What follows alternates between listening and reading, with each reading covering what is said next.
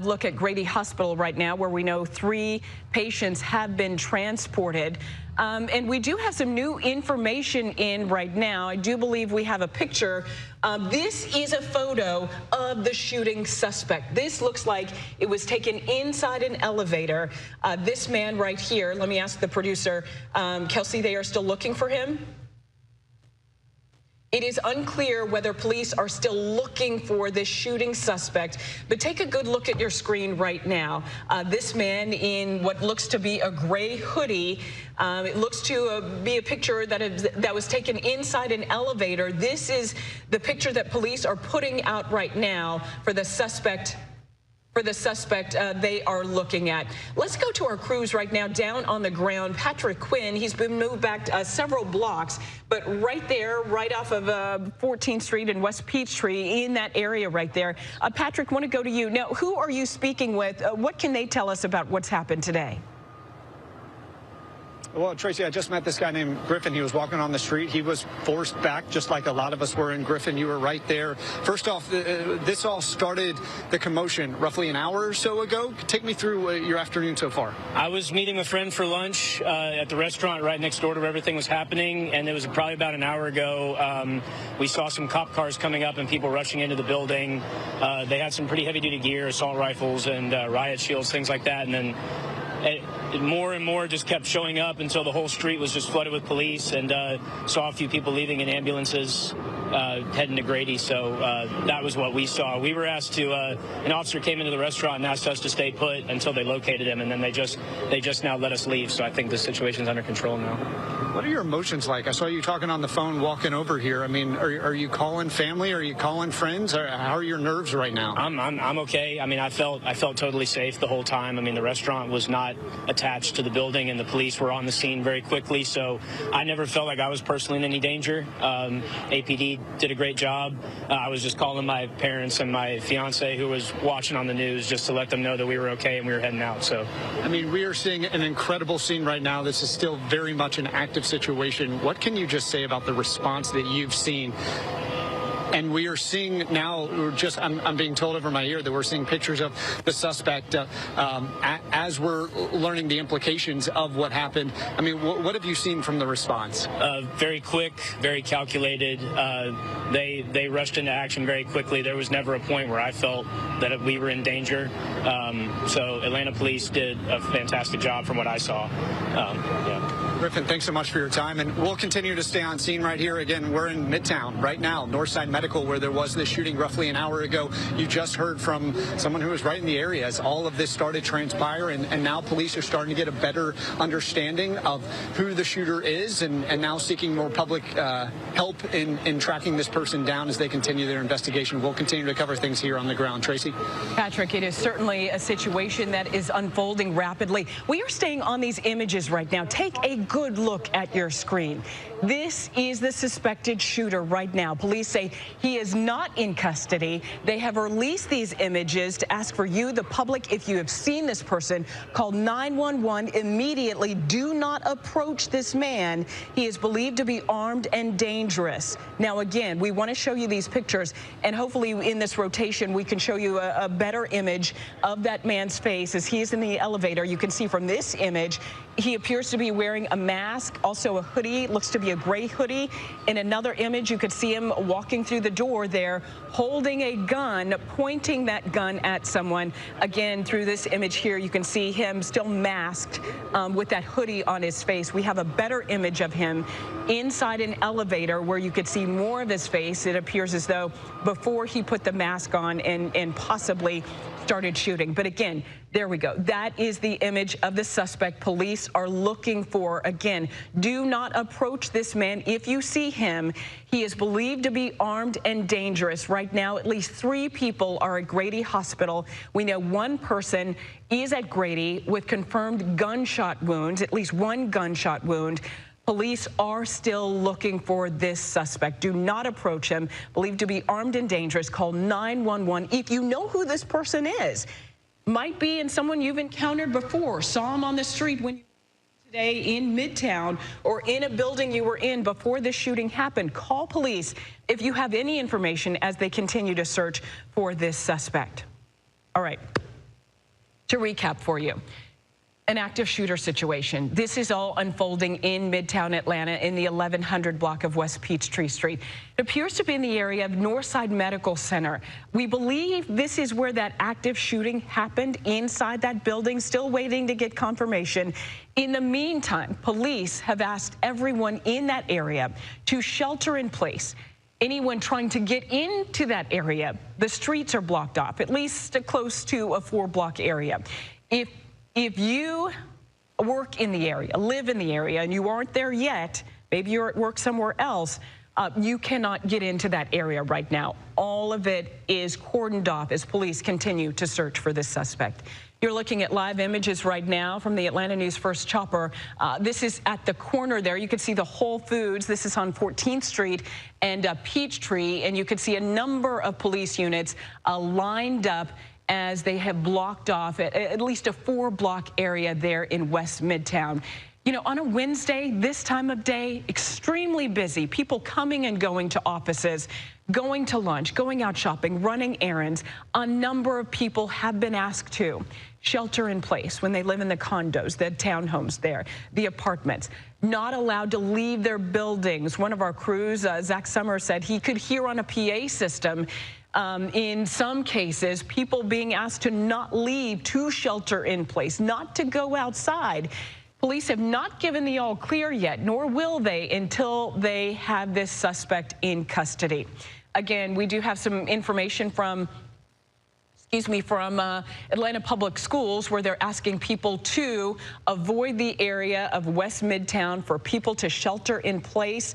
Atlanta Public Schools operating on exterior lockdown for the rest of the day. The APS community in that area and surrounding West Peachtree Street in Midtown, they are under a shelter-in-place order because of this active shooter situation. Now, from the Atlanta News First Chopper, you could see a number of people. They look to be in scrubs there, leaving the Atlanta Medical Center facility there. Not sure if that entire building has been evacuated or they are evacuating based on floor by floor, but that is the building that is at the center of the focus here of this active shooter investigation. All right, again, more live pictures right now. These, actually, what we really want you to pay close attention to, these photos of the suspected shooter. These are what Atlanta police have sent to us to give to you, for you to look at. Again, a chilling photo right there. You could see it, him pointing a gun at someone. This is the suspected shooter in an elevator. This is him masked up, leaving one of those offices where he appears to have drawn a gun. But a man believed to be in what looks like a gray hoodie. There you can see with his arm drawn there, with almost like a backpack, kind of crossing over, backpack, sling pack right in front of him there in a gray hoodie and black pants. Again, if you see this man, do not approach him. Call 911. Police believe he is still armed and dangerous and could possibly still be in that area. That's why our crews have been asked to move back as far as they can. Police are trying to maintain that area, hopefully close in on this suspect. Not sure if they have an idea of about where he is.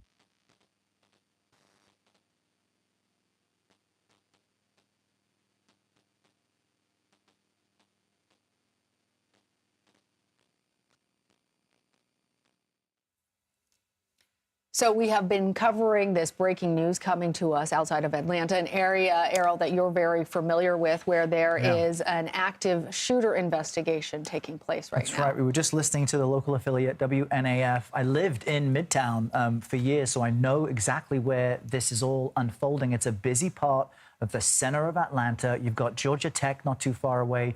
You've got museums, you've got hotels, as well as a lot of residential buildings. From what we've just heard from local police, we understand that this shooting took place in a medical center there off West Peachtree Street, close to 14th. Press has been pushed back, so you're getting these kind of long shots of the area that police have told everyone to evacuate as they search for the suspect. I will tell you, Lana, what's remarkable to watch right now is the first report of this shooting came across at 12:37, and within 30 minutes Atlanta police released images of who they believe the suspect to be, what seems as if it's from security footage. So really the police department seemingly acting quickly and using as many resources as possible to limit what is an ongoing threat. Yes, and according to the Atlanta Police Department, they have been updating the media and the public on social media, and they say that the suspect still is at large. They released those 4 pictures of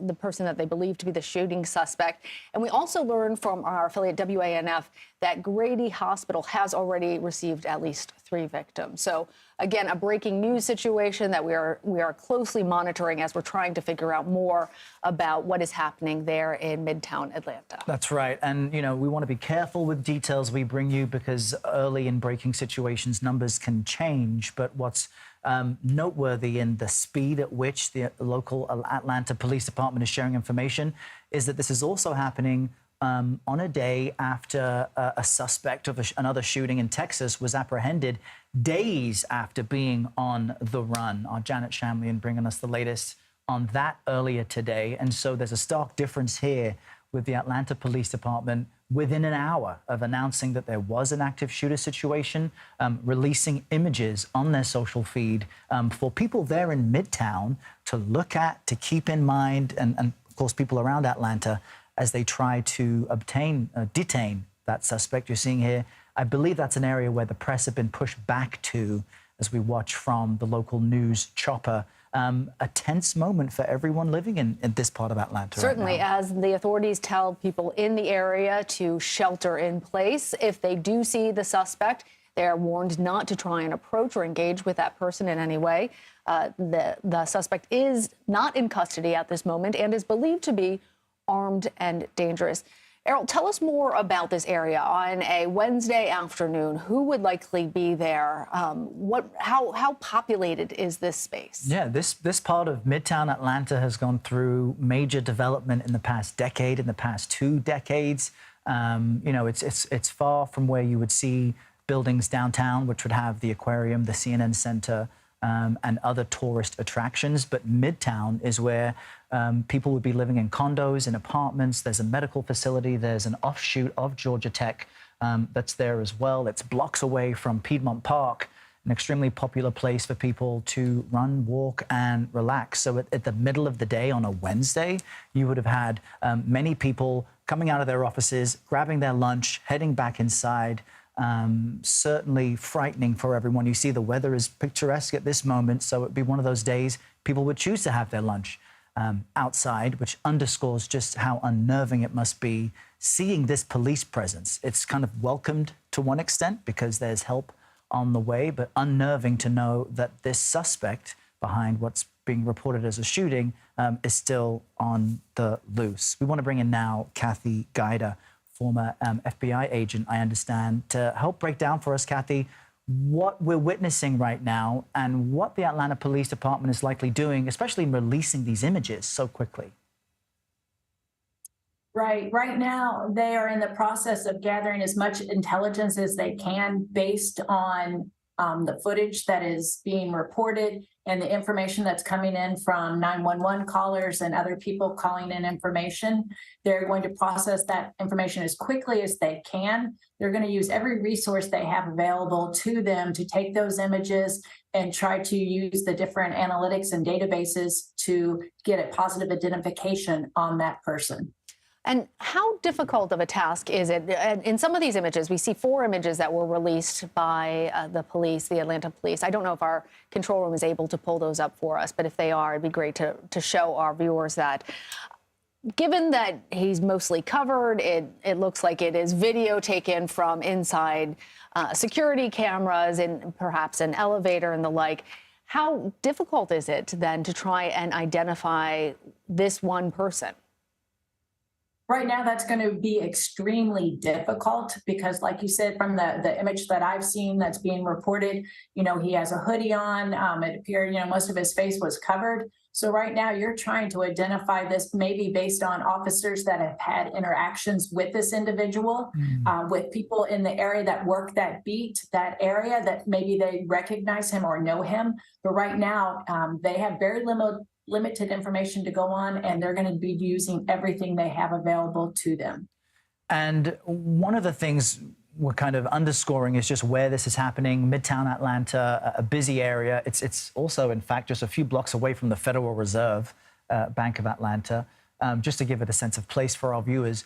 But considering they've released these images, which appear to be, as Lana said, taken from a security camera, you're suggesting that there's likely more information they have beyond what they're saying and showing that leads them to be pretty certain this is the suspect. I know in one of the images it appears as if the suspect is raising a weapon. Holding a gun. Right. So I'm going to assume that the city of Atlanta is using the access they have to their cameras, which are all over in downtown areas. And they're using those camera footages, that feed that they can get from numerous cameras on corners, street corners, buildings, wherever they happen to be. And they're taking those images most likely from those cameras that are city-based. And they're going to be utilizing those to try to, find the path that, he's been taking, looking for similar images, dressed the same way, walking in the same manner, and what pathway did he take using all the available cameras that they have. Kathy, one of the things Errol and I were discussing when this first crossed our desks is it feels like these types of incidents are happening with greater frequency. And we're trying to assess whether that's a feeling that we all have because we're seeing more of them in a national way, or are they, in fact, happening more frequently? It does feel that they are happening more frequently. And, unfortunately, right now, the studies, usually takes a year to come out with the study of the previous year to see how many there were and to compare. So right now, for this year, they could really only compare maybe month by month of what has been reported. But it definitely feels and appears they're happening more frequently. And one other question that jumps out to me is police encourage everybody there to hunker down, stay in place, don't go outside. What if this suspect is hunkered down as well in one of those buildings? I'm thinking back to one of the incidents following the Boston Marathon bombing, where Boston police had to shut down the entire city and search block by block for the suspects behind that incident. Is that possible here in the near term? I was going to say, it's going to be a very daunting task. Right. But if they have footage going into a particular building, where they have victims, okay, he was in that building, then they're going to have to go floor by floor, office by office, through that building. If there might be any type of intelligence information, whether video or from people that he then went to another building, now you're talking about, locking down those buildings. And really, you're going room to room, floor to floor. If you're just joining us now, we are covering some breaking news out of Atlanta. There is an active shooter situation in the neighborhood known as Midtown there in Atlanta. My colleague Errol Barnett has a great deal of familiarity with it. We have learned so far that Grady Hospital already has received 3 victims. Our local affiliate WANF has reported that. We've also seen from the Atlanta Police Department that photo there of the shooting suspect in what appears to be inside a medical complex, inside an elevator, wearing a gray hoodie and a mask. That suspect not currently in custody and is believed to be armed and dangerous. And the advice from the Atlanta Police Department right now to everyone there in Midtown and nearby is to stay in your building, to shelter in place, and folks who are not there are being asked to stay away right now. And this is the scene for people who are hunkered down. A strong Atlanta police presence, in addition to those images which we just saw, is all the public is able to see as they try to get this suspect into custody. Kathy Guida is also with us, a former FBI agent who is familiar with these types of situations, which, to Lana's point, it's becoming way too common. Kathy, can you just help us understand if the Atlanta police, who's in charge? Because someone had to make the decision to lock down this part of the city, and how might the FBI assist if requested? Right. So my belief would be that Atlanta City Police Department is the lead agency at this particular time. So they're going to utilize all their resources. They may or may not have already reached out to the FBI for resources as well. and possibly other federal agencies or state police. And very likely that Georgia State Police have been called in to assist as well, because, as we said, multiple businesses, large buildings for businesses, and there could be a lot of ground to cover. So they're going to need additional resources, I would believe. Now, Kathy, for people who are in this catchment area that are being told to shelter in place, or for people who know that their loved ones are usually in this area, what advice, given your experience as a former FBI agent, do you have for those folks? For the people that are inside these office buildings, they need to do kind of what has been taught the last several years, for workplace violence, run, hide, fight. Right now, the police are saying, shelter in place, stay inside. So it's going to be to hide. And that means shutting office doors, putting chairs under their doors, bookcases, whatever they have available to them, to make sure that they are secure in their space. As for family, my thing would be to pray, that your loved one is okay, and to try to maybe text. This is a time where you don't want cell phones ringing. You don't want to bring attention to yourself by any additional noise. So a text to a loved one, and maybe your person that is down in Midtown Atlanta can, send a text, and it can be done quietly. And we do have an update from the Atlanta Police Department. They say that 3 people have been transported for treatment. A 4th has been pronounced deceased on the scene, and that the active investigation continues. So that's a confirmed death after this active shooter situation. You might see those numbers jump as other victims are treated at local hospitals there. Kathy, what jumps out to me in all of this having just unfolded in the past hour, it was only 12:37 p.m. that Atlanta police alerted the public, at least via its Twitter page, of this all happening. So there's a lot we don't know, but those images that they've decided to release 30 minutes in seem to show this suspect raising a weapon. He's covered with a hoodie, with a mask. He's carrying a bag on the front of his person. I'm wondering, in your experience in these types of shootings, how might a suspect who knows they're on camera and commit such a heinous crime, what is their thinking? That they'll get away? That they would have had a premeditated exit route in the first place, typically? A lot of them don't think it all the way through. So they may have had a plan how to get into a building, where they wanted to go. They may have had a particular target. They don't always think of their exit plan. Some do, a lot do not. So that could be why, if there's no more camera footage or feed, showing him leaving a building. It could be that he has decided to, shelter in place to try to figure out, how do I, what's my next step? How do I get out?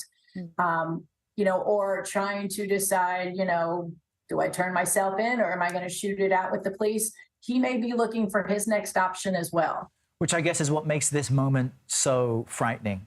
Who knows what this suspect is capable of? The Atlanta Police Department's latest update after releasing these images, which one appears to show the suspect in an elevator. This appears to show him after he's walked out of an area where it's kind of moving back in time now, but you'll see another image where he raises his weapon. Perhaps he or she is shooting at this moment. That this is a very violent thing to do, and likely this is why the Atlanta Police Department is telling everybody there to stay away, even if you do see this suspect, and just to let them know where they might be, because this is an unpredictable moment. Correct. Yeah. The average citizen should not in any way, shape, or form try to engage with this individual. 911 let officers know where, he was last seen and what was happening. It's a little scary seeing that backpack on him, because that could mean additional magazines, additional ammunition, rounds, for him to continue. So we just have to hope that we can get some, good intelligence, find his location, and stop the threat.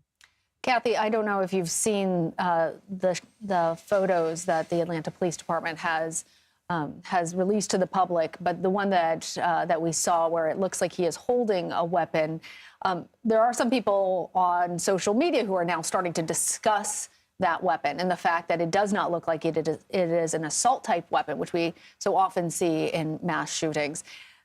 As with your expertise in the FBI, Is there something about the profile of a shooter that you can distinguish between somebody who has an assault-style weapon and intends to do harm to people, and somebody who has this type of a shotgun or a rifle and intends to do harm?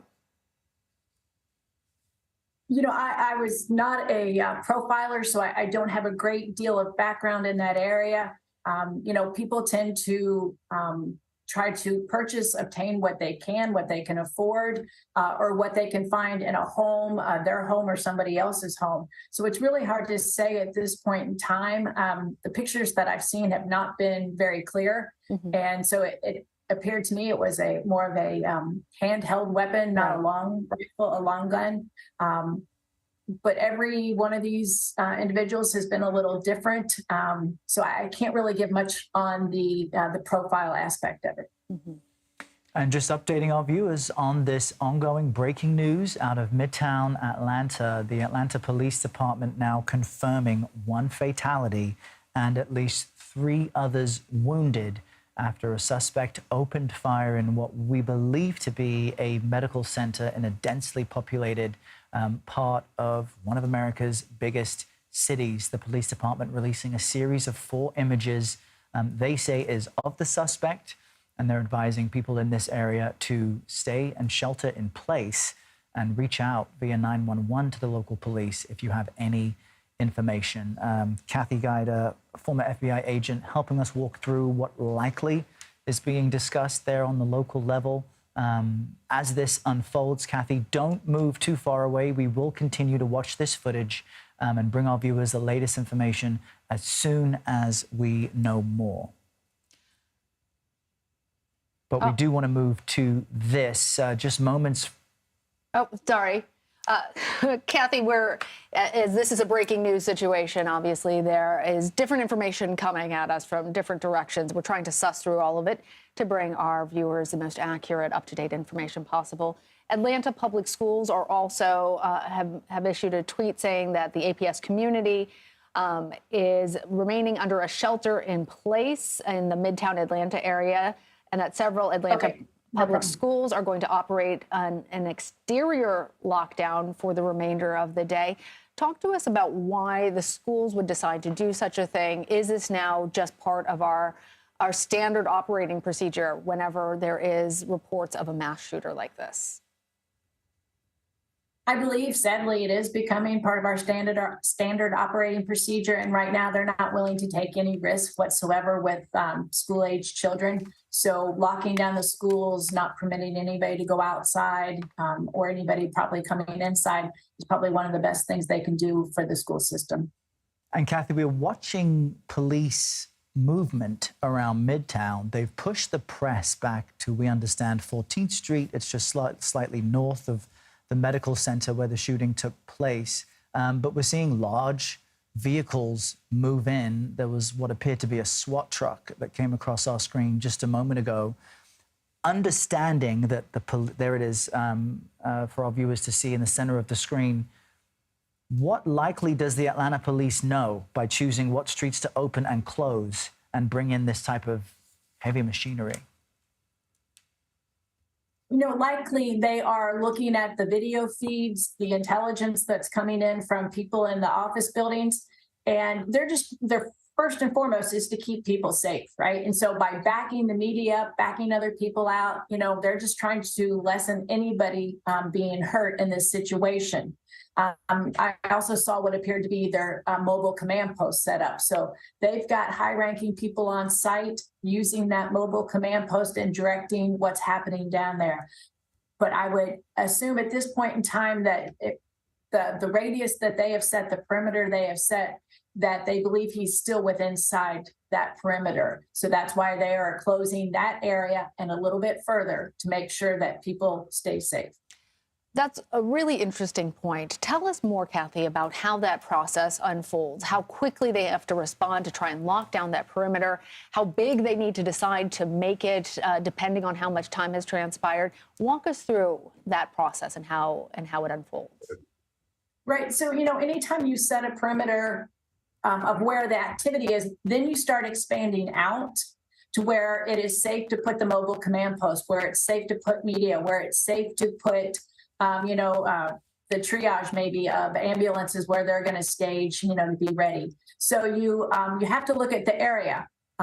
Like I said, with their mobile command post down there, they know their streets. They know how far, to start placing things, and also you need to close additional streets so that if you need to get those SWAT trucks down, you need to get the ambulances in, you have to have those roads ready to go, clear, so that when you're needed, that they're available. You don't want to then have to start pushing cars, out of the way to get, an access to that roadway. So I believe they're using the information and intelligence they have at this point from video feeds and where he was last seen to make those determinations in the perimeters that they set.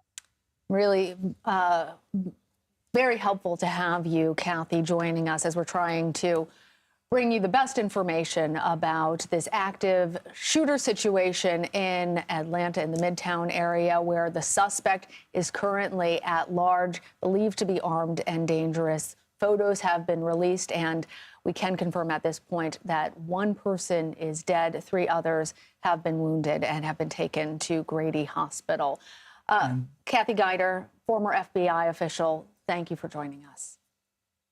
And I just want to highlight, you're seeing now West Peachtree Street. We saw another clip of footage showing that it was completely cleared. I just want to emphasize, that's a road I used to take to and from work every day. It's effectively the 5th Avenue of Atlanta. It's always busy. It's always crowded. And so to see it choked off now, limited so they can search for this suspect and shut down the area is no small picture. You just have to understand what we're witnessing here with this entire part of the city shut down is quite remarkable. We understand our affiliate, WANF, is also gathering new information. We'll join them now and be back with you shortly. Well, I have to say that I love the city of Atlanta, and it's unfortunate that this happens, but it happens everywhere. I hope this doesn't put a black mark on our city, because I live in Midtown. I live right across the street from the park, and I think it's a wonderful city, and I'm not going to live in fear because I love this community. I'm just sad that this happened in Atlanta, and it's happening all over the world. Yeah, absolutely. Well, Ann, thank you. I'm glad you're safe, and thanks for talking with us. Just want to kind of paint the picture from here now. We're at 12th and Peachtree. You can see Northside Medical within our eyesight.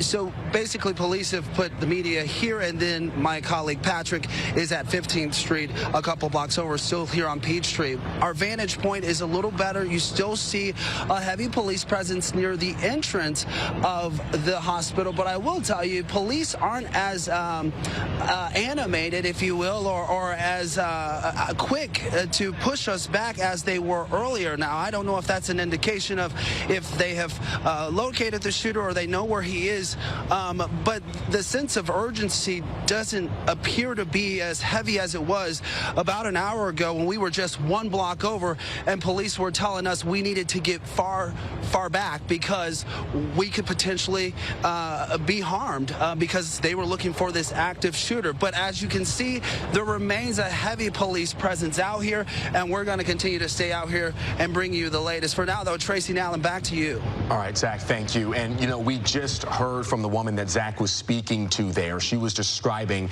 how what was a very normal Wednesday morning, Wednesday afternoon here took a frightening turn on her. She had no clue. The thing that everyone at home needs to understand and realize here is that this is just one of likely hundreds of stories of people, patients, staff, people living in that area. Their stories altered today, altered this afternoon by this man right here on your screen. The man you're looking at, this is who police say they're looking for right now in connection to the shooting. Now, we've got a couple of photos here of this suspect. You see a couple of them with a mask on. This one with him raising that gun up, looking like he's going to fire. This is the one I wanted to show you, though. No mask on his face. This is who police are looking for right now. And at this moment, at this hour, as far as Atlanta News First is aware, Tracy, this man is still at large. Police are still searching for him. And Alan, I do have an update from Atlanta police just moments ago where police are telling us, again, there have been no additional shots fired since the initial incident unfolded. That was earlier this afternoon when they got the call about an active shooter there at Northside Medical Center.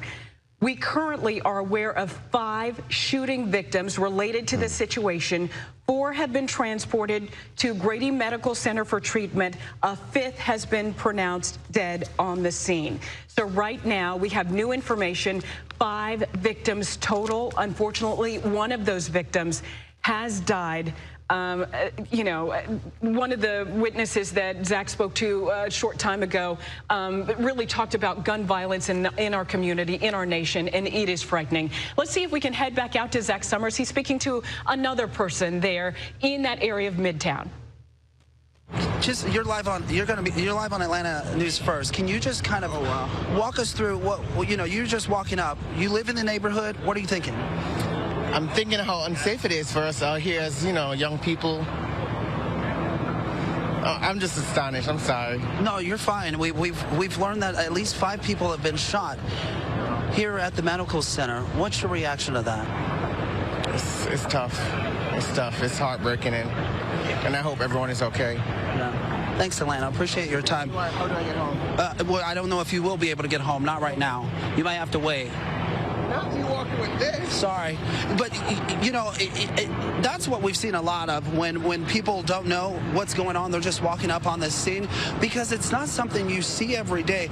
I will tell you, one of the most heartbreaking scenes that we saw today was probably about a half hour, 40 minutes ago, when people who were inside the medical center, they were being escorted out by police, and they were crying.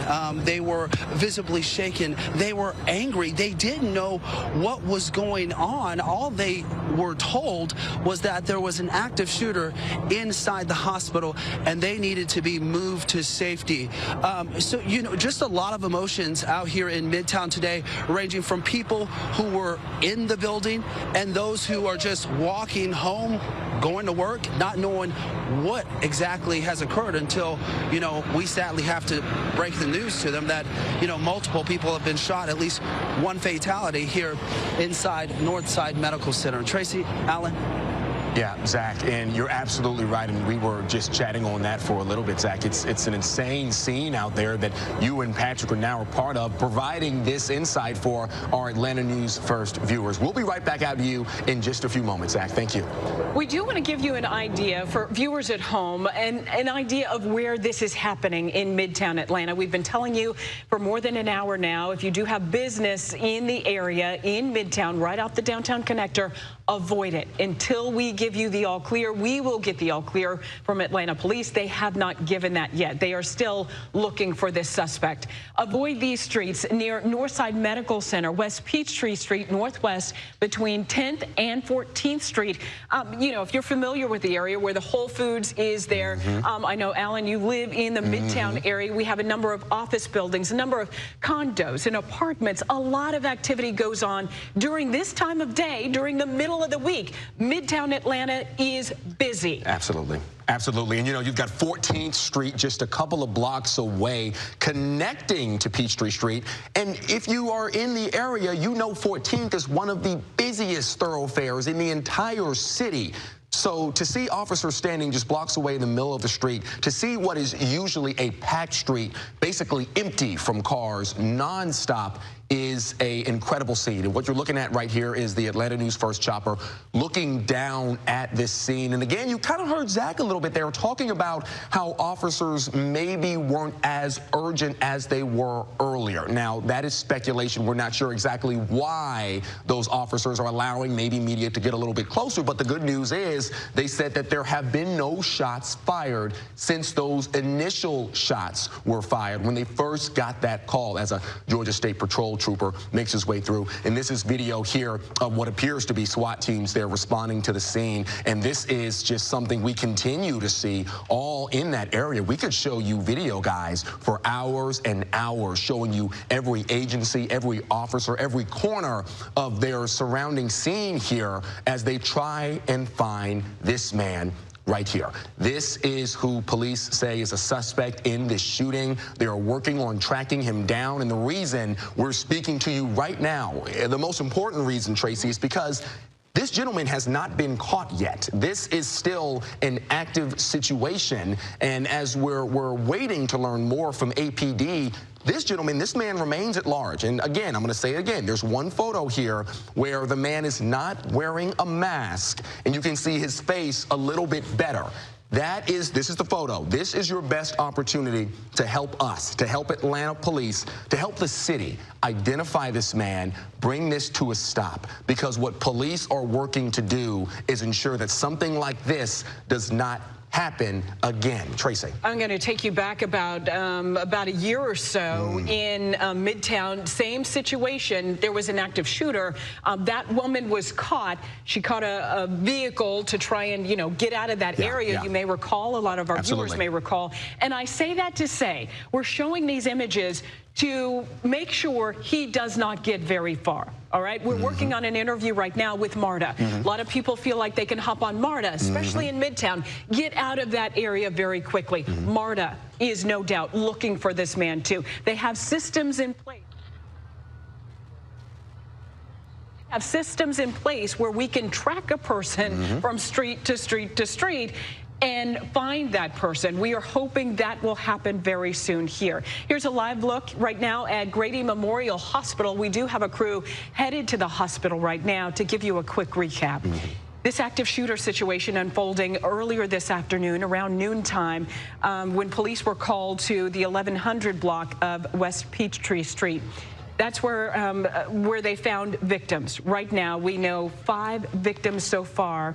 Transported to Grady, at least 4 victims, rather, excuse me, 4 victims taken to Grady Memorial Hospital. 1 person died on the scene. 5 victims total, 5 people injured.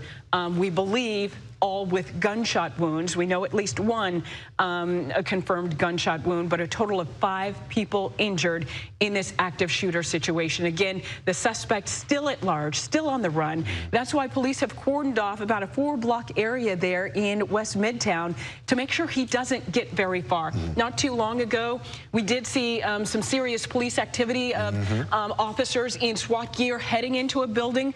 Again, as you mentioned, speculation, but hopefully they have this person cornered somewhere in one of those many buildings. Maybe that suspect ducked into a condo to try and get out of the way, to try and get out of police view. Hopefully they have that person cornered. Let's go back down to our colleague Patrick Quinn. He's at street level right now, speaking to a lot of people on the ground, gathering new information. Patrick, what have you learned?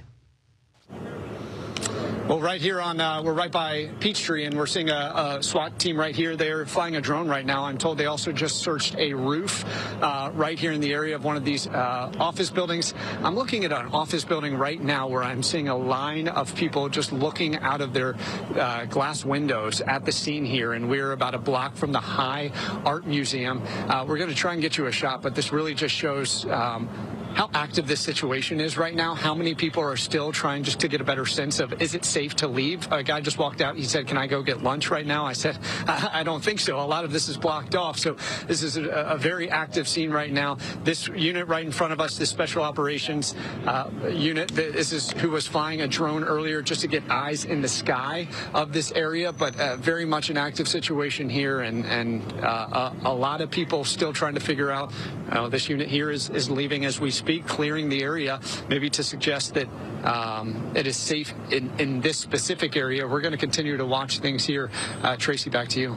All right, Patrick, thank you. And just to give us some perspective, this is making national news right now. This is not how we here in Atlanta wanted to be on the news today, but a number of people calling loved ones, making sure. Ellen, I just got a text from a good friend. She's saying, are you okay? Are you safe? Knowing that we are not far from where this is all happening in Midtown Atlanta. Certainly contact your loved ones. Make sure they are sheltering in place. If they work or live in Midtown Atlanta, make sure to tell them to avoid this area until we all get the all clear that everyone can go back, until police have detained this active shooter suspect. Once again, the most important thing we need you to look at today, you will see it on all your social media channels, no doubt, images of the suspected shooter. Producers, if we could put that up once again, that would be great to see. We wanted to see this person here. These are the images Atlanta police have released to us.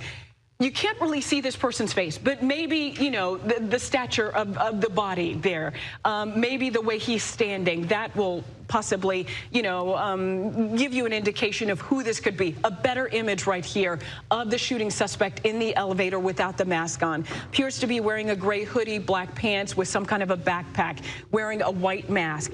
Again, police are asking you, if you see this person, do not approach them. Call 911. He is still believed to be armed and dangerous. Right now, 5 total victims in this active shooter situation. We believe all 5 of them suffering from gunshot wounds. We do know 1 person has died out of those 5 victims. We do have a crew headed to Grady Memorial Hospital right now. As we know, anything major happens, Grady is a level 1 trauma center. Shootings, burns, any kind of major trauma to your physical body, they can handle there. That's what they do. They save lives there. That's where those victims have been transported today. Here's a live look right now from our Atlanta News First chopper, giving you a look, you know, where the Google building is. You can see it certainly right off the downtown connector. A huge, heavy police presence there in Midtown Atlanta. A map for you to look at if you have to travel back to go home to your condo. All right, we are listening in to our local affiliate, WANF, there in Atlanta, Georgia, giving us the latest on what is an ongoing search for a suspect who's believed to have killed 1 person, injuring 3 others at a medical center in a very busy and populated part of Atlanta known as Midtown. The police have blocked off the area, pushed the press back, and it appears as if they're letting some people back in some areas, so they may be closer to finding this suspect, but an unnerving moment in one of America's biggest cities right now. And certainly the fact that that suspect still is at large, believed to be armed and dangerous, is the most concerning part of the current police situation there, as they have told people who are in that area to lock down, do not approach this suspect if they see that, if they believe that they see them, but rather to call 911 and alert officials. It is interesting when we saw that image of how small the area of lockdown is. And speaking with Kathy Geiter, who we still have the benefit of her expertise, given her years at the FBI. Kathy, what do you make of the size of the area that officials have locked down? In a law enforcement area, I mean, I know physically it may not be that big, but you're talking high-rise buildings there, several levels to go through. So it's a big footprint for law enforcement to go room to room, floor to floor. They've got a lot of work that they're going through right now. And Kathy, if we just put what we know together, that this shooting likely took place in the 12 p.m. Eastern hour, Atlanta police quickly, within 30 minutes of announcing the lockdown, released images of the shooter, which appeared to be from security camera footage. And then we're watching as they're really only locking down maybe 2 or 3 blocks around where the shooting is believed to have taken place. Earlier, you said they have more information than they're sharing publicly, but it may suggest they know where this suspect could be and are closing in on him. Could you just help explain that a bit more? Correct. And this is speculation that if they have their perimeter set, they believe he is inside that perimeter. So which building, they may know, we do not, but they've got their perimeter set, and now they're going to be doing, you know, step by step, building by building. They probably have people in, you know, all the buildings going level to level. So they've got more information, of course, than we do, but they, it appears, have a plan, have a perimeter, and they're working that plan.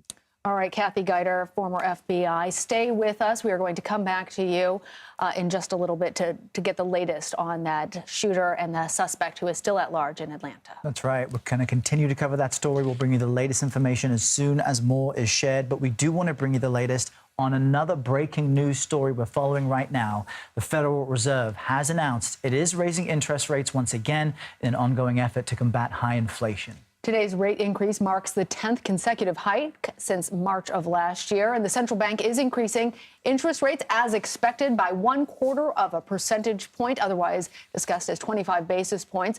The move boosts the Federal Reserve's benchmark borrowing rate to its highest level in 16 years. This has very large implications. So joining us now here in Studio 57 is Javier David. He's a CBS News contributor and managing editor for business and markets for Axios.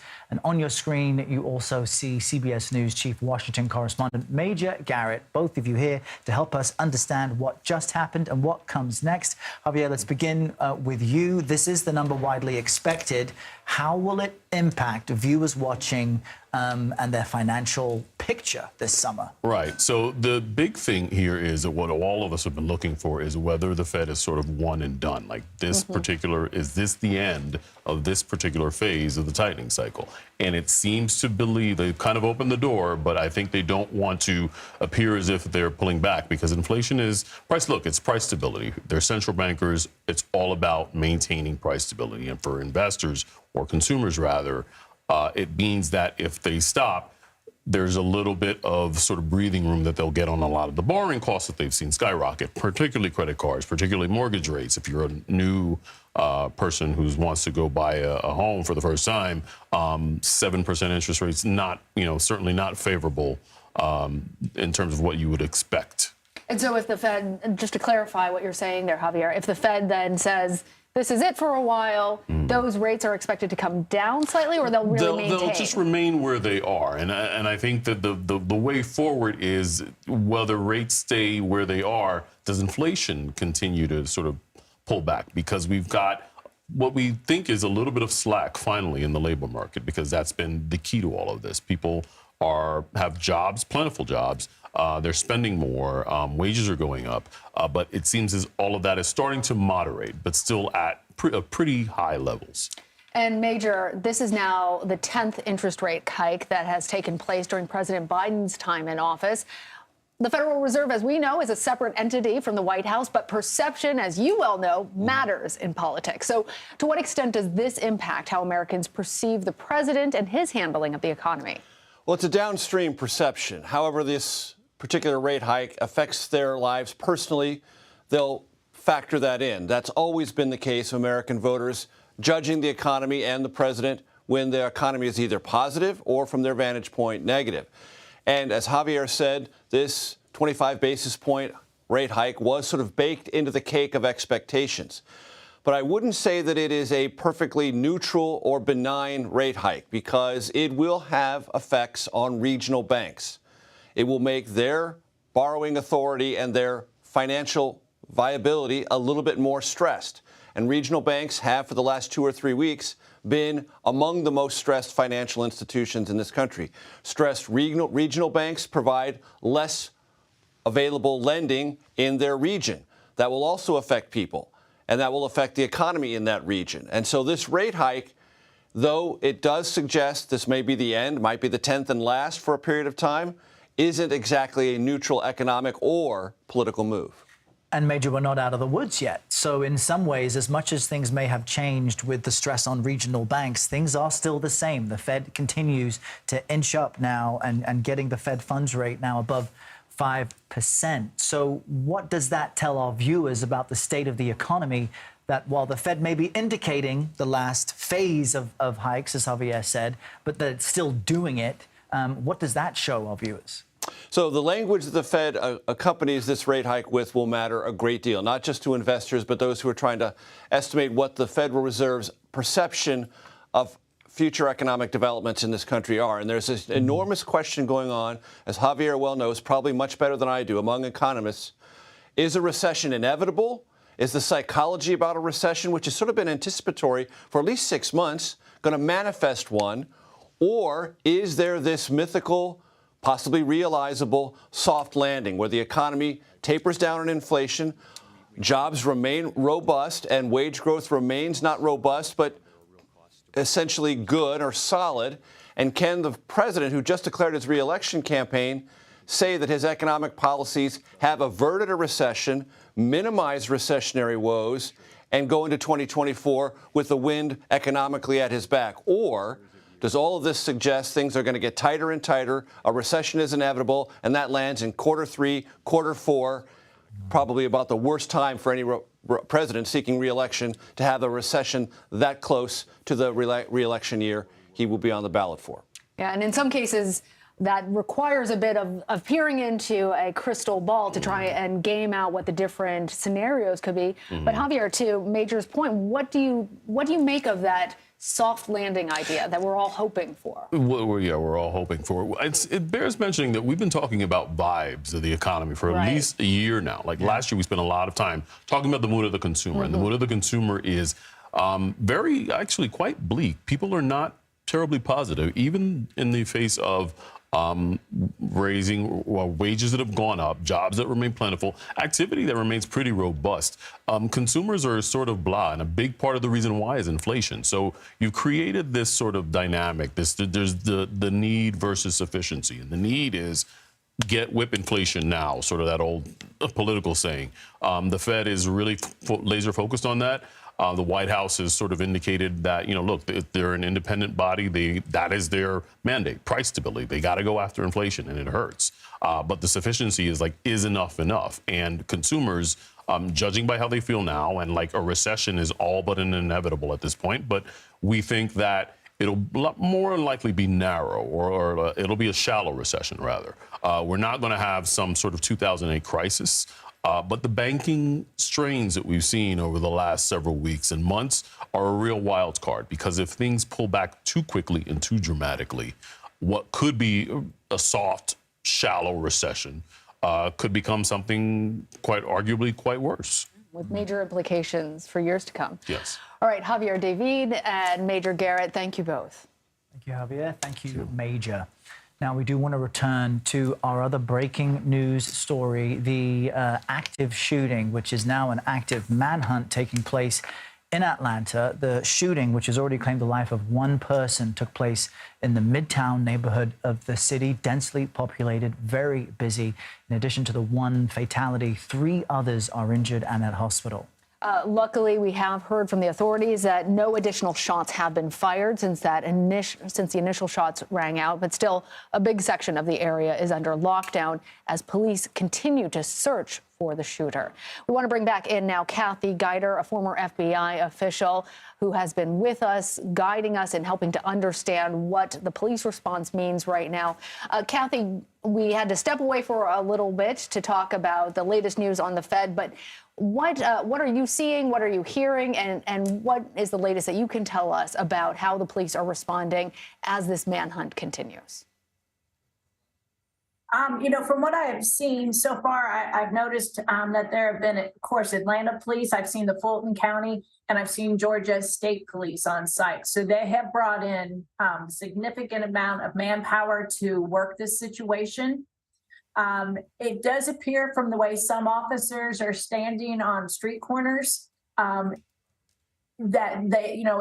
they're not, how should I say, engaged. They're not, behind cover, waiting, in an active shooting situation. Which leads me to believe that hopefully they may have a building narrowed down. They know, more specifically than we do. Which is a good thing, but they have plenty of police presence, and that is definitely what's needed. And we understand that the local police have issued an emergency alert. So many people in this area of Atlanta likely getting those loud alerts on their mobile devices. We know that, as you've explained, Kathy, the police will be going through floor by floor, block by block, to rule out that the suspect may still be in the area. But there's also the possibility, Kathy, as far as we know right now, and again, this has just unfolded a few hours ago, the suspect may have been driven away or jumped on the metro station, which is nearby. There are a number of avenues for that suspect to escape. How then do police follow all those threads?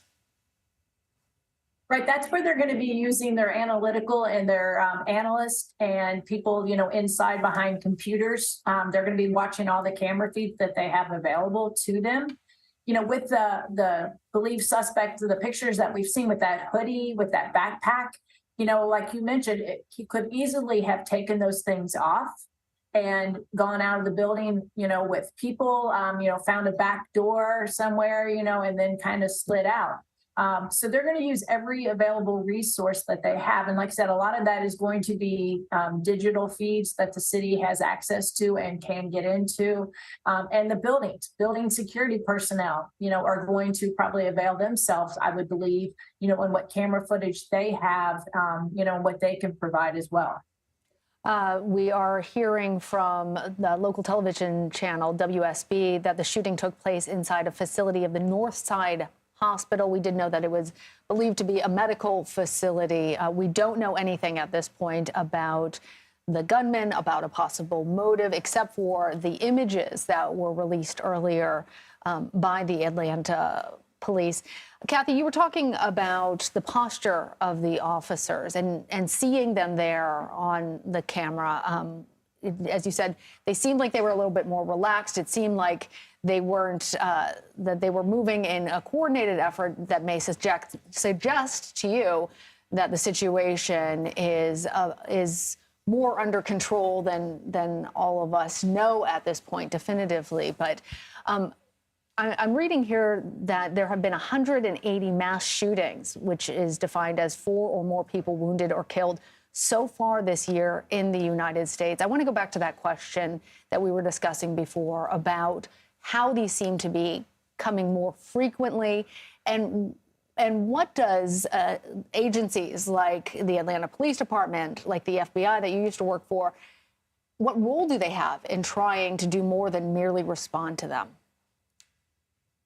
Right. Like I said, we've talked about there appears to be a definite increase. And I would believe the role for law enforcement is after each active shooting situation we have, I know like that department's going to do what's called an after action report, and they're going to review their actions on the scene that day and what they did. Other departments then can learn from those, so let's say, just for example, Chicago PD is probably watching this, and they're watching to see what Atlanta does, so that if it happens in Chicago, what do we do? So everybody learns from each other, but they're definitely going to be after action reports. And then they decide, what can we do better? And one of the most things that we always talk about, is preparation. Be prepared. What's the plan? City police departments like Atlanta, other major cities, they have plans in process. They train their officers on what to do when this happens. They, know who's going to drive that command bus and get it downtown. The SWAT guys know their role. Everybody, has an idea because they've practiced. And that's important. And that's why we can try to keep the casualties down, because police and law enforcement have been training and then practicing their plans so that when they have to put them into effect, they go in and they get it done effectively. And our viewers are listening to you and watching footage from our local affiliate as police continue to search for this suspect, who by now is accused of killing at least one person. There are 3 others injured at the hospital. Kathy, you had spoken about this earlier, but I think for viewers who might just be joining us, they'd be interested to know about these 29 minutes between Atlanta police announcing there had been a shooting and the 4 images they've released of the shooter. You've constantly referred to folks back, at the desks in the computer, next to their computers, analysts, data being gathered. Could you just help explain for us how those 30 minutes would unfold between the police announcing something has happened and then determining which 4 images to release to the public so quickly? Likely they would have had to have got permission from the facility, perhaps not. Walk me through how that likely unfolds in a typical situation. I know you're not involved in this specific case. Correct. In a typical situation, law enforcement, at least for the city agency, they are going into city-owned cameras, city databases, and retrieving that information. Because it is an active situation, because, lives are at stake, you can get that stuff, practically in real time. So then you have somebody who's going to quickly review that. Where do you see, the action happening from where the calls came in? Get the cameras closest to that, and somebody's reviewing that.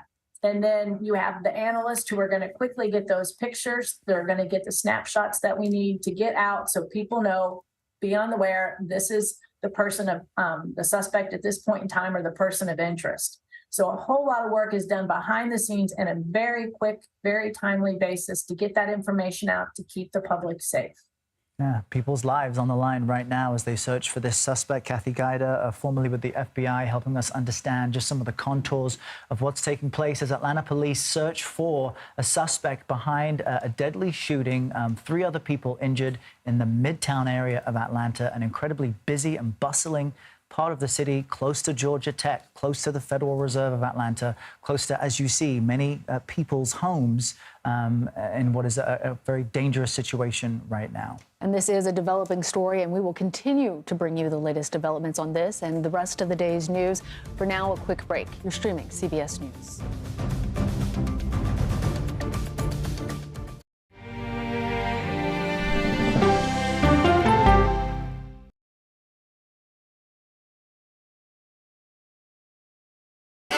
Hey there, welcome to The Uplift. I thought she was a groom, and I stepped back and I went, oh, you're the queen. She's going to be with me every instant that I'm alive. I just wanted to see if you'd go to Disneyland with me today. I look over at him and he's smiling. I'm going to remember that the rest of my life. They told us when he was going to be born, he was only going to live for 30 minutes. It's really a miracle that he's with us today. The Uplift. Stream now on the free CBS News app. Morning news matters because it sets the tone for your day, and it's a way of getting you started. We're going to uplift you. We're going to send you out your way day to day. That first draft of history, it happens right here. CBS Mornings. An original documentary from CBS reports. I always tell people that Twitter would not be Twitter without Black Twitter. It's just us being in fellowship with each other. And there becomes a conversation you don't want to be left out of. People really started to recognize the power of activism on Twitter. Based on that one tweet, the hashtag #OscarSoWhite was trending around the world. If anything has really powered Black Twitter, it's been humor. If your food ain't right, oh, we're going to tell you about that too.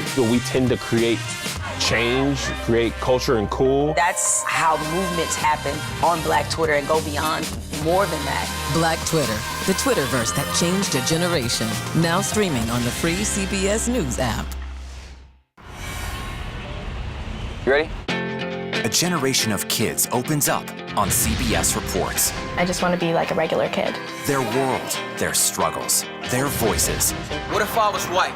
A lot of people like to call names and make you feel ashamed for being proud of who you are. Now streaming Gender. I did not realize that you could change your gender. Realizing how you feel. You can be a boy, sometimes you feel like a girl, sometimes you feel like both. Redefining who you are. Identify as trans. Gender fluid. Non-binary and queer. Is the idea of gender a thing of the past? And to be yourself, always, no matter what anyone says, I love you. Are the kids all right? Gender. Now streaming on the free CBS News app. Stories that inform. Or you can be really old at 60, and you can be really young at 85. Inspire. How do we unlock the power within ourselves to be who we want to be? And brighten your day. The best part of fame is making people feel good. Always send the people home happy. Make every day a little more like Sunday morning. Here comes the sun. Stream now on the free CBS News app. We go to stories because we can bring someone to that story. That human connection is incredibly important. The news doesn't have to be depressing. What do you love about running? Energy! Energy! It can be uplifting.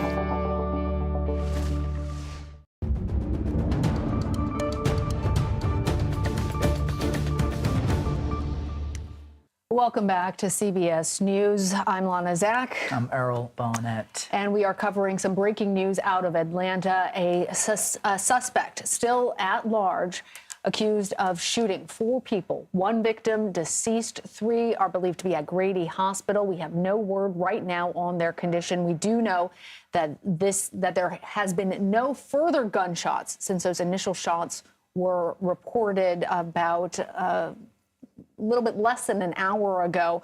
But we do know that police are still looking for this shooter, as they recommend that everybody in the area remain in place. That's right. All of this unfolding around lunchtime in a busy part of Atlanta. Kathy Guider is a former FBI official who's helping us understand how the police are likely working with other agencies. We don't know if the FBI has been invited yet.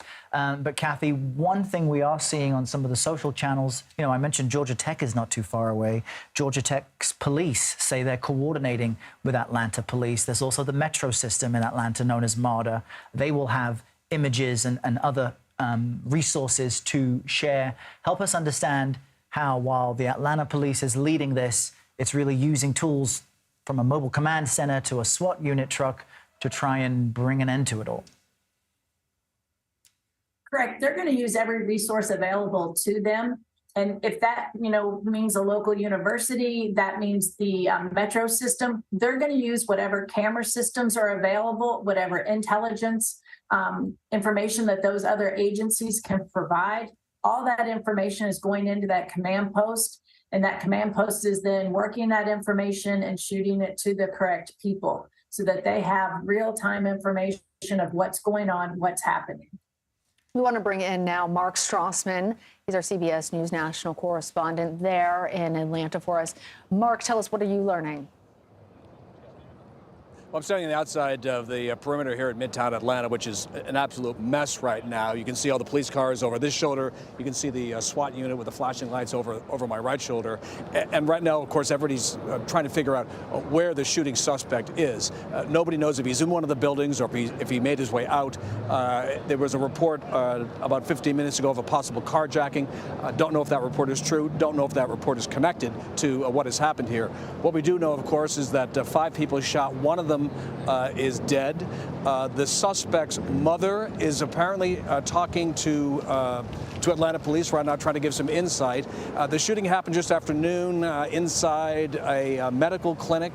There are reports that the shooting suspect was in there for a mental evaluation, and now is somewhere on the loose, and that is the focus of a citywide manhunt. Really, there are all sorts of police agencies that have responded here, both local, state, and federal. This is priority one in Midtown Atlanta, is trying to figure out where this guy is. He's considered armed, extremely dangerous. There have been 5 people shot already. 1 person has been killed. And I think the goal at this point is to get the suspect in custody and bring the horror of the day to an end where it is now, rather than have it get worse. And what really jumps out at me, Mark, as a former resident of Midtown there, is just how frightening this must be for not just people in the immediate area, but everyone in Atlanta. Mass shootings are becoming more common, unfortunately, in this country, and we're seeing the lights, hearing the sirens, knowing that there may be a threat there. Speak to me about just that sense of fear and the alerts that you're getting on your phone telling you to look out. Yeah, and if you know Atlanta as you do, Errol, I mean, this is Midtown. This is a hub of all kinds of activity. This is where people work. This is where people go to restaurants. This is, in some cases, where people shop. And there's a lot of traffic going through here, particularly right around noon. And so this would have been a total jolt to the system when these alerts started coming in. You got to be careful. You got to watch where you're going. I mean, this area right now is under a shelter-in-place order. And even the hospital, Grady Hospital, which is Atlanta's only level 1 trauma center, which is about, I'd say, 2 miles south of where I am, even that is on lockdown, just because the concern for a person who is armed, dangerous, and has already proved capable of gun violence is so sky high. But you're absolutely right, Errol. I mean, people's blood pressures here will definitely be high until the suspect is caught, just because there are so many folks who are in and about Midtown at this time of day, and there are lots of people here who are being told, if you're not in Midtown, stay away. Don't come here. Stay away. Let the cops do their job. Keep the streets clear for the possible pursuit and apprehension of the suspect, because right now, as I say, priority one for everybody involved. And we understand that we are expecting a news conference outside of Grady Hospital. As Mark just said, that's a level 1 trauma facility, the only level 1 trauma facility there in Atlanta. We believe that there were at least 3 victims that were transported there. Again, this is a breaking news situation. We are trying to bring you the best information that we have as we have it. And of course, when that press conference starts and we have it up, we will bring it to you. But first, we want to go back now to Kathy Geider, a former FBI official. She has been with us throughout this. Kathy, you heard Mark bringing us up to date about the latest that we're seeing here, that we're hearing here. Talk to us about the complications when you have people sheltering in place. You mentioned how densely populated this area is with all of the folks in these high-rise buildings. How difficult is it then for law enforcement to go through and clear each of those floors? And is there something more that you can tell us about how that coordination happens between, as Mark was saying, several different agencies now? Correct. So there's got to be coordination, and that's what someone in that command post is doing. And, so one agency may have one building, a different agency may take another building, or depending on staffing, let's say, just for the sake of example, state police takes, the first floor, Fulton County takes the second floor. And as they clear a floor, then the available person moves to the next floor. It's a very slow, tedious process. We've all worked in office buildings, and you know how many offices there are, how many, storerooms, copy rooms, break rooms, bathrooms. Every one of those rooms is going to have to be searched. So it is a slow process. And these buildings look to be every bit of 10 floors high. All right, they're Kathy, very large. stand by for us. Apologies for the interruption, but we do want to now get the latest from medical officials there in Atlanta at the hospital. Let's listen. A lot of information that could identify, but can you tell us if these are adults, children, any age ranges? They're all adults. Any genders, anything along that line? No, I don't have that. Have their families been notified? We know that a couple of families are here, but I don't know about the other ones. You said originally you were preparing for 12. Yes. The original call come in that there might be 12 coming? That's what we heard initially, but I think in any of these situations there's a lot of confusion, as you know. All right. Thank God. Thank God. Thank you. We'll keep you guys updated. 3 critical, 1 in the yard. So the 4 people total, but 2 in the operating room. Okay, 2 out of 4. So I'm Robert Jansen, I'm the chief medical Critical or? Thank you guys. We just caught the tail end of that press update from the local hospital. They have to be careful, of course, because of HIPAA laws of what information they can share. But the chief medical officer there, Dr. Robert Jansen, saying there are now 3 victims in critical condition that they're currently treating. Some families have already arrived to... Gosh, what would you do? I don't know what you would do in this situation if a relative had been shot and you're at the hospital wondering what will happen next. But while most of Atlanta, or at least this part of Midtown, is on lockdown as they search for the suspect, you got a number of grieving families right now. Absolutely. We want to check back in with Mark Strassman, who is there on the ground for us.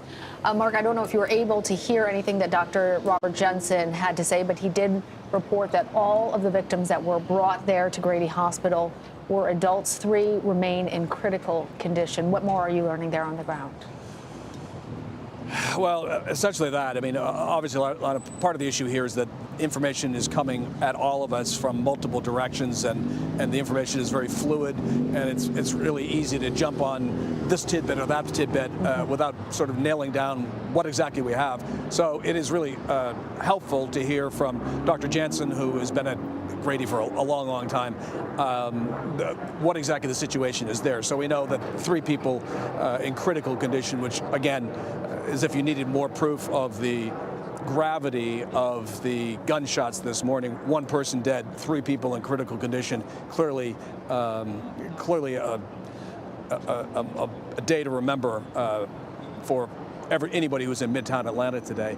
And so what we're looking for now, of course, is some guidance from police in particular, an update from them. If they are talking to the suspect's shooter by various reports, of course, they will want to know a number of things, not only who he is, but what state of mind he was in, what was anything bothering him lately, where he might be headed next, all of those things that can result in a quick apprehension and an end to the public threat here.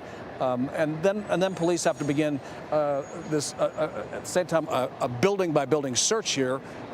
That's not going to be easy. I mean, this is a very dense section of Atlanta with office buildings of various heights. And to go through each of them room by room, bathroom by bathroom, stall by stall. I mean, all that, of course, is also going to take time. And once they have done that, and then they can begin to try to piece together what the motivation was here. But really, the immediate concern is just the end to the public threat. They need to make sure that whoever the shooter is, that they do not harm anyone else or kill anyone else.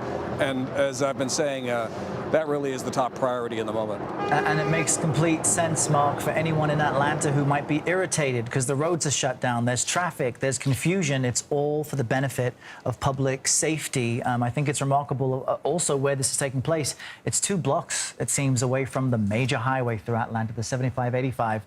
Police not closing that down yet, but it could be a bigger lockdown, a bigger limit on where people can travel. One thing you said earlier, Mark, struck me in that the suspect was in the medical center, we believe, or at least according to reports, for a mental evaluation. Am I accurate in saying that? Can you share more of what we know about the suspect? That's what various reports have come out and said. And again, I almost hesitate to put that out there just because it has yet to be confirmed by people who are in a position to confirm those kind of things. What I can tell you is just the sense of urgency to bring that person into custody before any of this gets any worse. And you're absolutely right. I mean, I can see I-75, I-85, which is a block from in that direction from where I'm standing. Georgia Tech is 6 blocks from here. Midtown is right behind me. I mean, there are a number of highly populated areas that are now at risk.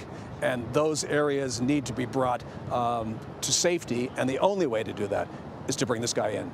All right, we now have some updates. This Atlanta PD have released the name of the suspect, Dion Patterson of Atlanta. We also have an update in the number of victims, 5 victims of this shooting. 3 are in critical condition at Grady Hospital. An additional person, we do not have any information about their condition, also wounded, but there is at least 1 fatality. Total number of victims, 5. And the person that police are looking for right now, Dion Patterson, still believed to be out there at large, dangerous. They say if you see this person, please do not approach them, call 911 instead. Let's bring back in Kathy Guider now, our former FBI agent, helping us understand what's likely happening behind the scenes. Kathy, we now have a name, a date of birth, those still images from what appear to be security cameras in the building. What more can you tell us about this stage of the manhunt now that they have been able to positively identify him? Right. So one of the key points that I also took away from your last correspondent, Mark, he had mentioned that there was a possibility that the suspect's mother was talking to police, and that's huge. So now we have a name, we have a date of birth, we possibly have the mother who is assisting.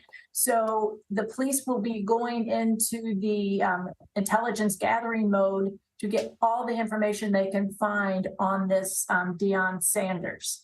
They're going to be looking at, Dion Patterson, media. I believe. Sorry. I'm sorry, Patterson. Yes. I'm sorry. Okay. I'm sorry. Patterson. They're going to be looking at everything on social media that he has put out there, and his work, his employment, his neighborhood, his friends. They're going to be going through all of that in a very quick basis, trying to get the latest information. Has he put anything out on social media since this started?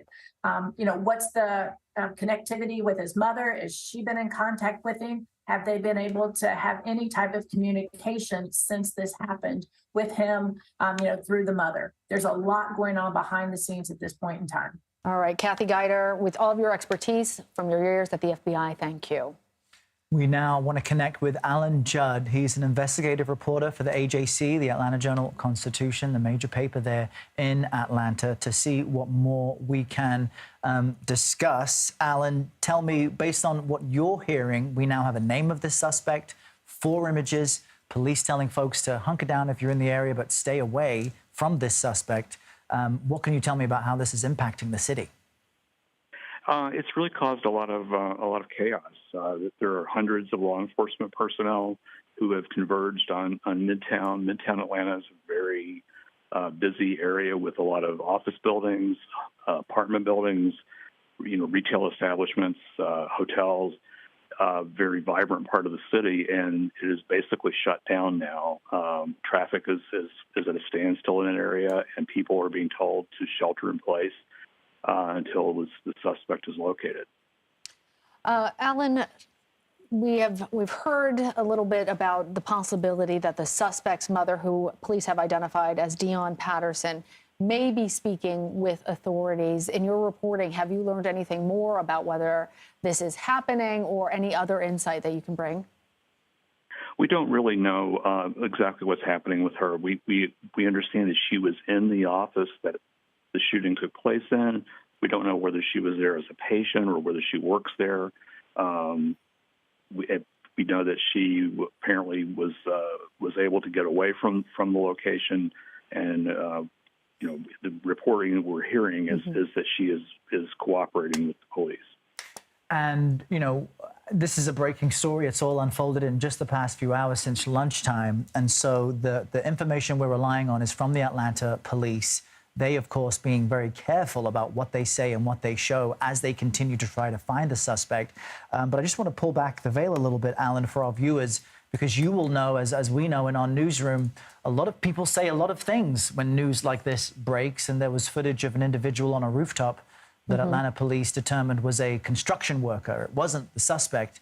Talk to us about how this type of breaking news moment that unnerves so many people can be challenging when it comes to verifying what's accurate and keeping people safe. Yeah, it's very difficult because there's so much happening and so much happening very quickly, all at once as well. And there already are a number of things that have been reported that turned out to be probably not correct. There have been reports of a carjacking maybe involved, and then there's a report that no, that carjacking had nothing to do with this. This person spotted on top of a roof nearby apparently was not the suspect. So there's a lot of information that's flowing very rapidly that is unconfirmed, and it's really important to kind of step back and unfortunately we have to wait to see exactly what is happening.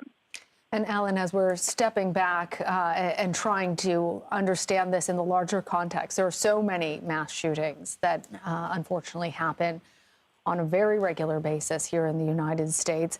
What about this particular incident makes it more concerning, garners this level of attention? Is it that the suspect is still at large? Is it the area in Atlanta, a very busy space in which it took place?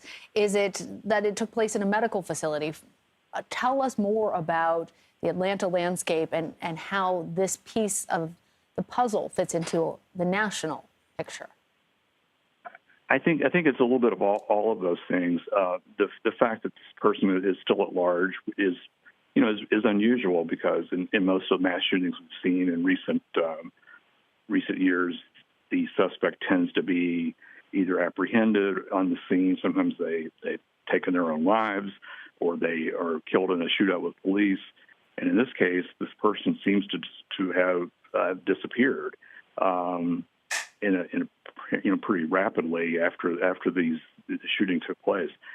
So it has a lot of people in a very heavily populated, highly congested area, very concerned about their safety because no one knows where he is or what he might do next.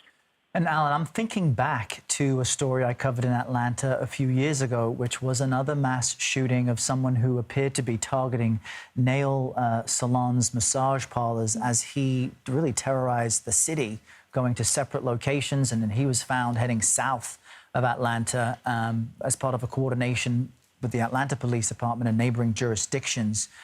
Catch me up, though. How prepared are Atlanta police for this type of thing? How many reforms have they made or additional efforts to be able to respond quickly in the case of a mass shooting?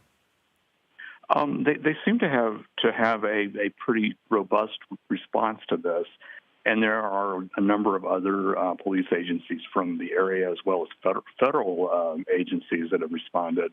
One thing about Atlanta is it's the home of a large federal law enforcement presence between the FBI and the Marshal Service and other agencies, so they're ATF. So a lot of those agencies have been responding as well. It is, it's unclear how the perpetrator was able to get away because presumably police were swarming on the location pretty quickly. So we don't really know how that happened, and we will have to wait and see. Hopefully they'll have some surveillance video that shows how he left the building, maybe which direction he headed in, and that's something we should be finding out in the next hours, if not sooner.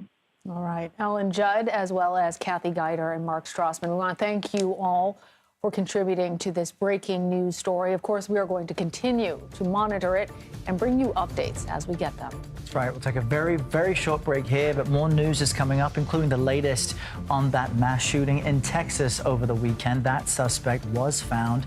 You are streaming CBS News.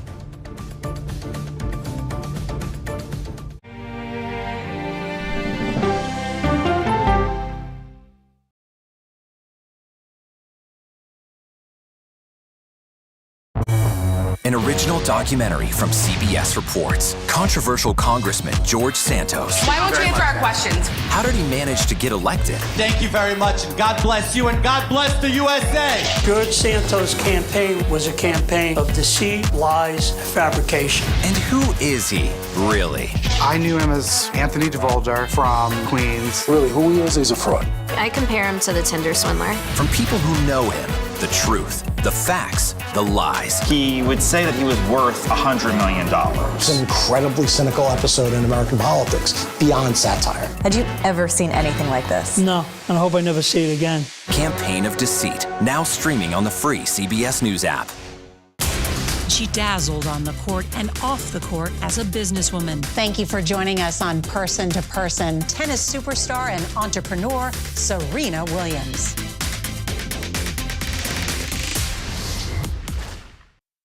An original CBS Reports documentary. I asked my students, what are we going to do about racism in the United States? The backlash over teaching about racism in American schools. I don't think it has any place in the classroom. We can either pretend and say, no, we're not racist and we're all great people, or we can actually start to do the really, really hard work of addressing it. How did you lose your job? I made the statement that white privilege is a fact. Is it helping diversity and inclusion? When you bring in different people's stories and experience, it enriches education. If you don't talk about something, it doesn't go away. Or driving us further apart? What schools are doing to our children in the name of anti-racism is in fact teaching them racism. The intention is to put us in this war against each other. An original CBS Reports documentary, streaming now.